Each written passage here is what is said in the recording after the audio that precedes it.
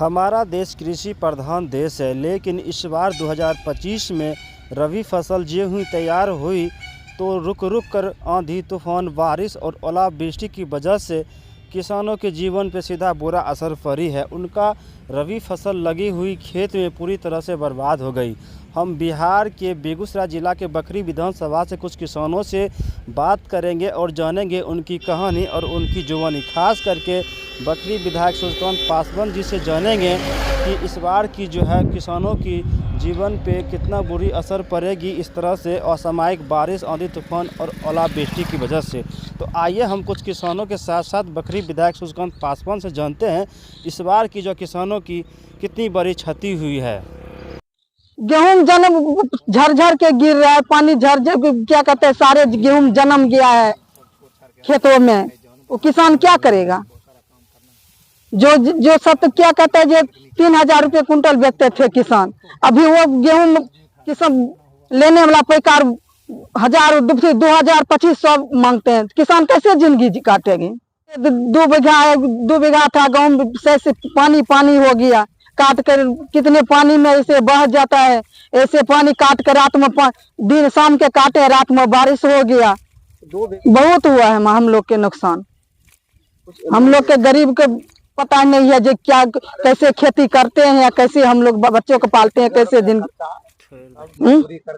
करते हैं, मजदूरी करते हैं, वही खेती में लगाते हैं, खाने वक्त में सारे नुकसान हो जाते हैं। कितनी मेहनत से अपने खून पसीने सिंचाई करके अपने बच्चों की धूप पसीने करके एक करके और उसके बाद एक गेहूं का खेती, आम का खेती, लीची का खेती जो अभी तक जो मारा गया है, ये आंधी और बारिश से कारण नुकसान हुई है। और अभी मेरी गेहूं की स्थिति तो ये है जो देख रहे हैं आपके सामने में है, जो कि सारे गेहूं का एक एक बीज बाहर आ चुका है, जो कि घर जाने के लायक नहीं बचा है। अगर हम इसको मंडी में अगर बेचना भी चाहेंगे तो भी लोग नहीं ले पाएंगे, क्योंकि ऐसी स्थिति बनी हुई है। फिलहाल में मान चलिए 1 एकड़ जमीन में लगा हुआ है, अभी यहाँ भी कटना है, काट चुके हैं, थोड़ा उसमें है कटा हुआ है, बाकी है, लेकिन कहाँ कहाँ जाए, क्योंकि आंधी तूफान बार बार आता है जाता है। कितना लागत लगाई थी? नुकसान तो है इसमें, लागत तो मान चलिए क्या कहता है, DAP, उड़िया, पोटास, जुताई, बुआई, मजदूरी। अब ये में समझ लीजिए कि 350 रुपये के एक यूरिया का बोरा देता है, DAP का बोरा देता है। अब इसको अंदाजा लगा सकते हैं जो कि कितना नुकसान हो चुका है। कई बार तो काफी सारा असर पड़ेगा, क्योंकि सारे बच्चों लोग उसमें लगे हुए रहते हैं। और उसके बाद क्या होता है, जो कि मान चलिए दिन रात एक मेहनत करके लगे हुए रहते हैं, जो हो सके इसमें से कुछ बुआई में से निकल जाए। जो हम लोग कर्ज लिए हैं आम किसी लोगों से, उनको इस खेतों के द्वारा हम उन लोगों को पूर्ति करेंगे। लेकिन जैसी कोहराम मची है, शायद हम लोगों की लगता है जो जीना हराम हो गया है। अब परिवार को तो उसी में जो दाना है उसी में से भरी पोषण करेंगे। जब सारे किसान की परिस्थिति ऐसे है तो हम किसको ऊपर कहें? हम तो सरकार को ऊपर टिके हुए हैं। सरकार हमारे लोग को क्या सुनवाई लेती है? किसानों को तो बहुत फसल बुरी तरह से उनके नुकसान हुआ है। जो ऐसे नुकसान हुआ है, जो अब क्या वो बच्चों के क्या पढ़ाएंगे, क्या खिलाएंगे, क्या जिंदगी काटेंगे, वो तब तो सरकार लोग जानेंगे। गिर रहा है, पानी झरझर क्या कहते हैं, सारे गेहूं जन्म गया है खेतों में। वो किसान क्या करेगा? जो सब क्या कहते हैं, जो 3,000 रुपये कुंटल बेचते थे किसान, अभी वो गेहूं किसान लेने वाला पैकार 1,000, 2,000, 2,500 मांगते हैं। किसान कैसे जिंदगी काटेगी? हम लोग गरीब कैसे जिंदगी जिएंगे? इसमें जो किसान को नहीं उपजेंगे तो हम लोग कैसे खाएंगे? वही लोन उठाएंगे, ग्रुप उठा करके फिर वही काम करेंगे, ब्याज पर रुपा लेंगे, फिर वही फसल होगा तो फिर वही उनके हम देंगे लेके बेच खोच के। अच्छा, मेहनत करेंगे, मजदूरी करेंगे तो उनके देंगे लेके। और क्या करें? इससे आगे क्या कर सकते हैं हम लोग? सरकार से यही अनुरोध करना चाहूँगा, जो कि जितने से जितने भरपाई हो उन गरीबों को भी मतलब देखा जाए। मैं पूरे देशवासियों के जितने भी किसान हैं, मैं उनसे गुजारिश करता हूँ, मैं एक छोटा मोटा किसान रहते हुए पर भी मैं दरखास्त लड़ने का क्षमता रखता हूँ। और मैं सभी किसानों को कहता हूँ कि आप भी अपने अपने में मांगे पूरी करें।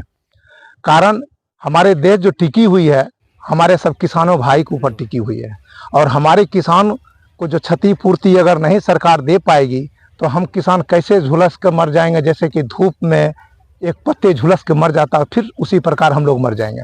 अब वो सहायता तो सरकारें न करेगा, और किसान कहाँ से लाएगा? किसान सरकार देगा तब तो किसान जिएंगे, नहीं सरकार देगा तो फिर कहाँ से? इतनी महंगाई हो जाएगा, ये सब होने से उपजाता रहे तो कुछ सस्ता होता रहे, ये सब सारे से नुकसान हो गया गेहूं। सर, बेमौसम बेगूसराय सहित पूरे बिहार में जो है आंधी तूफान ओलावृष्टि की वजह से किसानों की जो है भारी क्षति हुई है सर, इसके सर क्या कहेंगे? सबसे पहले तो आपके टीम को बहुत बहुत धन्यवाद महत्वपूर्ण सवाल उठाने के लिए। पूरे बिहार में बेमौसम बारिश, आंधी तूफान, ओलावृष्टि के कारण आज पूरे बिहार के किसान तबाह है।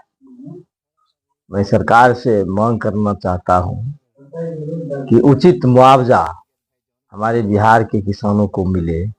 आज बिहार की सरकार सर्वे करवा ले कि आज किसानों का फसल गेहूं जो कटा वो भी खेत में है, जो लगा हुआ है वो भी खेत में सारा चौपट हो गया। रबी फसल खास करके गेहूं का फसल किसानों के घर तक नहीं आया। आज उसमें मजदूर भी प्रभावित हुए। वो कटनी होता, दमाई होता तो उससे मजदूर को मजदूरी अच्छा खासा मिलता, जिससे मजदूर सालों भर वह भोजन कर लेता है। तो सरकार उचित मुआवजा दे, इसकी मांग हम करते हैं। इतना क्षति हुआ है, हम समझते हैं उतना आकलन करके अगर सरकार चाहे तो दे सकती है, लेकिन उतना संभव नहीं है। जो रिलीफ कोड है किसानों के लिए, उसके अनुकूल हम बिहार की सरकार से मांग करना चाहते हैं। ऐसे कृषि मंत्री भी हमारे अच्छे हैं, अभी उनसे हम मांग करना चाहते हैं कि आप बिहार में सर्वे करवा लीजिए, हर जिला का सर्वे, हर अंचल और हर पंचायत का सर्वे करवा लीजिए, जो किसानों का क्या हाल है। किसान रो रहे हैं खेत में जाकर के। आज ये हालात हुई है बेमौसम बारिश, ये आंधी तूफान ओलावृष्टि के चलते हमारे बिहार के किसान तबाह है। मैं बिहार सरकार से मांग करना चाहता हूं कि आप इनकी समुचित मुआवजा देने की गारंटी करें।